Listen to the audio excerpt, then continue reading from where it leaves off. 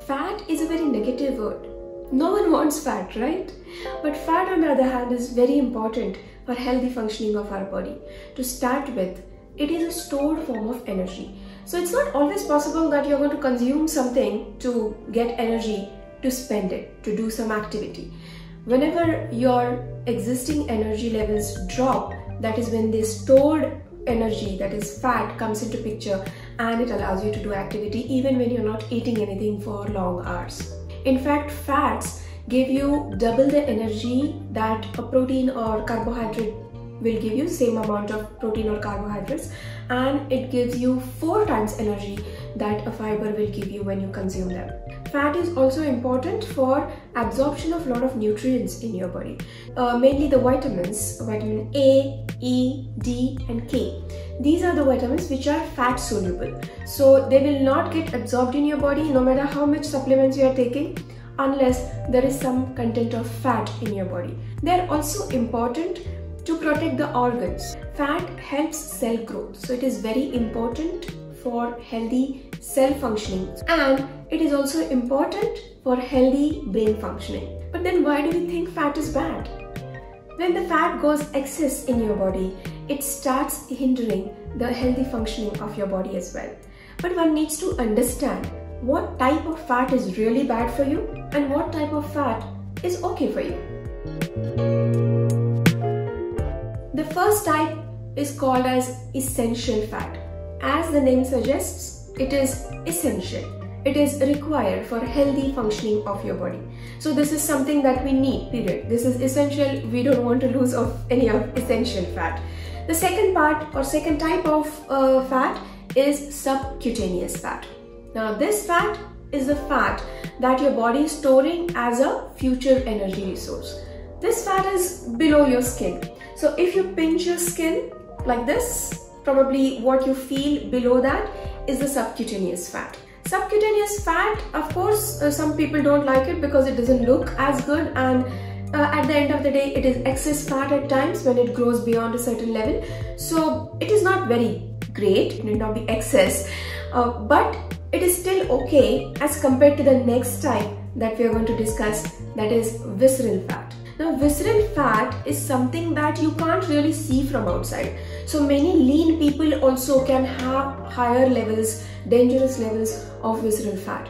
Why is that? Because the visceral fat is a fat around your organs. So the internal organs around your liver, around your heart, around your kidneys, all these internal organs, if the fat around that starts getting deposited, too much of fat gets deposited around them, then that is called as visceral fat.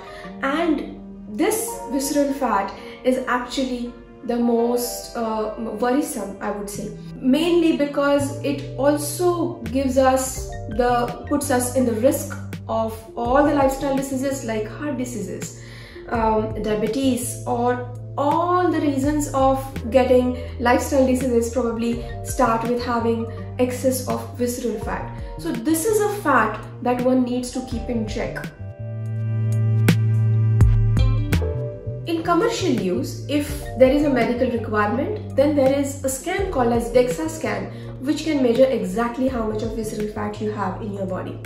But again, this method is more of a medical method, and it is not cheap, it is expensive. There is another way, however. Researchers have found that the fat around your belly area is I would say, reliable method to check or to guess your visceral fat. If you feel that recently your belly circumference has been increasing a lot and you're not gaining any fat on the other parts of your body, probably there is a chance, again it cannot be said 100%, you cannot confirm, but there is a chance that your visceral fat levels might be high. The best way to keep visceral fat low or prevent it from increasing or maintain it even is following a healthy lifestyle. So having a right diet, choosing right food to eat, and having a regular exercise in your lifestyle is something that will help a lot to a great extent to keep the visceral fat by bay.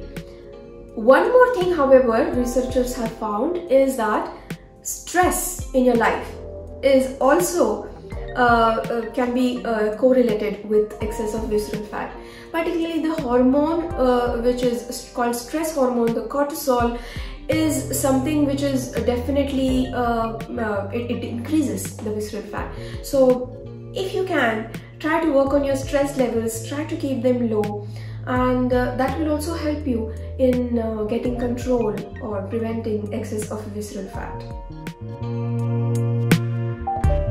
One study suggests that low carb diet is very beneficial as compared to low fat diet, because it's a normal tendency in people's mind that if I have high fat content, I should go for low fat diet. So they suddenly remove all the oils, all healthy fats, all ghee, everything from your diet, and try to lose the fat, which doesn't really work.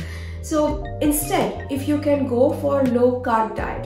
Now the idea behind this is again another hormone called insulin. Carbs will spike the insulin a lot. As compared to that, protein will be a little lesser spike and fats are the lowest spike. The higher the insulin levels in your body, the tendency of your body to store visceral fat is much higher. So that's why if you can keep your carbs low. Now I will not say that go for, let's say, ketogenic diet or just cut down all the carbs in your life. Don't do that. That's not even sustainable, right? So instead, what you can do is choose your carbs wisely. Get rid of the sugars, get rid of the refined flour in your diet. Instead, add something which is more healthier carbs, like complex carbohydrates like beans, legumes, full grains. You can add these vegetables. These are all good form of carbohydrates. Those you can add. You can also add fruit, but again, don't overdo fruit, because fruit has fructose, which again will spike insulin if you overdo the fruits. So try to go for, check again your diet and go for something which is a healthy carb and a little lesser carb. So if you can reduce that carb, let's say by 50%, and try to include protein instead, maybe that can be a good approach to try to reduce the visceral fat. Another important factor in your diet should be lot of soluble fiber. Now soluble fiber means the fiber which get dissolved in water. What it will do in your body is it will basically create a gel-like substance, and it will help you to sort of control your appetite a bit. What has soluble fiber? Flax seeds, sweet potatoes, legumes, grains. These all have, if you have full grains, they all have fibers in them. Even when you're having fruit, eat it with the external skin of the fruit, because that's what has a lot of fiber in it. So increase the amount of fiber in your diet. That will again help you to lose a little bit of appetite, reduce a little bit of appetite, and maybe help you with overall fat loss, including the visceral fat loss. Next, have lot of healthy proteins. I've always seen that many people ignore the amount of protein that you are eating. We feel that I'm having a bowl of dal and that's the protein. No, you need to focus on your protein. Particularly when you cross a certain age, your metabolism drops drastically. Every 10 years it is dropping again and again. So in that case, what you need is to take your metabolism, give your metabolism a little boost, and that's what protein can do for you. I have already done a video about how much protein you really need. You can see link somewhere here, and or I will also mention it in the description box down below. Go and check that are you eating enough protein. And when I say protein, it is not only the non-vegetarian protein. Vegetarians also have lots of options of protein. Non-vegetarian people, of course, can have lean meat, fish, they can have eggs. Vegetarian people can have paneer, tofu. So there are many options. Find out what you like, what suits your body, and have some protein in your everyday diet. Next, something that you should never have anyway, but try to limit alcohol. Now, there are some studies which say, in fact, a little bit of red wine is good, but again, a little bit or in control is a very important fact here. If you have excess of alcohol, your visceral fat levels can go high. So limit alcohol, avoid trans fat. So trans fat is something which is available in your chips, your processed foods, your canned foods, because these are the hydrogenated vegetable oils which basically keep the food from spoiling for a long time. So anything that you find in processed section of your supermarket, probably it has some amount of trans fats. Don't have them. Instead, choose healthy fats. Choose something like avocado, choose ghee, choose olive oil. These are all good oils. So you can have them, you can cook your food in them, but avoid the trans fats. And last is add some sort of probiotic in your diet. So probiotic, again, you can have supplements, but it can be as simple as having a little bit of buttermilk or a little bit of yogurt in your everyday diet. That's very easy way to get in the probiotic, because that will keep your gut health good. And when you have a good gut health, the excess storage of visceral fat will be reduced. Another approach to target the visceral fat can be including some sort of fasting in your diet. Now, again, intermittent fasting is one of the best ways of fasting. There are many ways of intermittent. It's not just 16/8 is intermittent. There are many ways you can do intermittent depending on your capacity.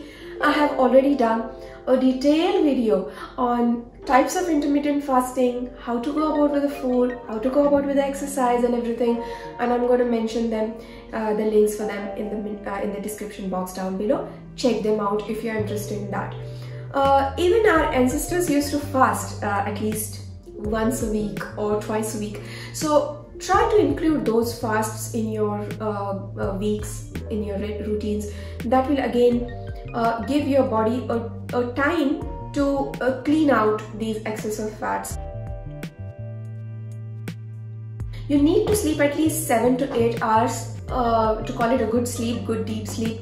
So make sure that you're sleeping enough. Lack of sleep is going to increase your stress, increase the cortisol in your body, and again, which is going to give rise to excess of visceral fat.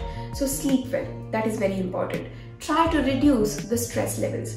Now, I know this is very easy said than done, but check your stressors and try to control them.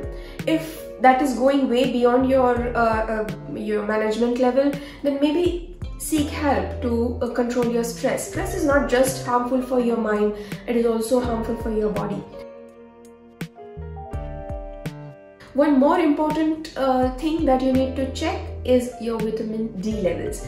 Again, vitamin D, as the research suggests, is also seen very important vitamin as far as the visceral fat is concerned, the fat storage of visceral type of fat is concerned. So make sure your vitamin D is in check. If it is low, check with the doctor, get the right supplements, and make sure that it is always good. Vitamin D affects a lot of things, you already know. It works on your metabolism, it works on fat, the way your body stores fat.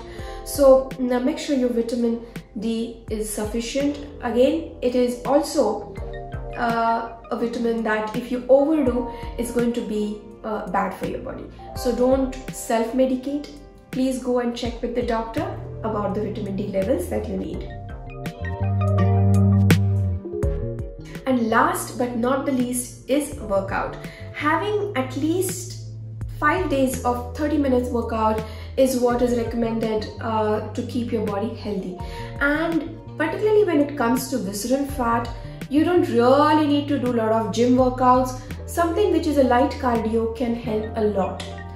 Cardio workouts, when you're basically your heart rate is going up and you're in a fat burn zone, are great to reduce any type of fat, but also are very important for removing or preventing visceral fat.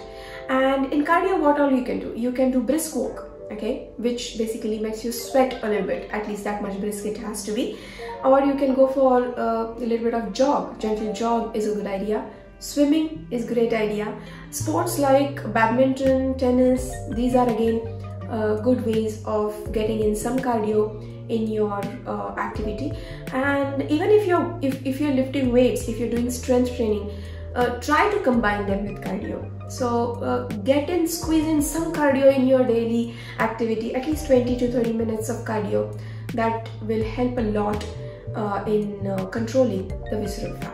So to conclude, not all fat is bad. Fat is also good. Fat is important for your body, and one needs to see which type of fat is more in your body and how to reduce it. To reduce it, as I said, lifestyle is the main important tool. You need to follow the healthy lifestyle. There are no shortcuts here. Something that you should be doing forever. Nothing which is just a quick fix kind of a thing. It won't work really for the long term. So stay healthy, and I hope you like this video. Make sure to hit that like button and subscribe to the channel if you haven't already. Also share this channel, this video with all your friends, and let's make a community of healthy people and grow together. Thank you so much for watching. See you next time. Take care.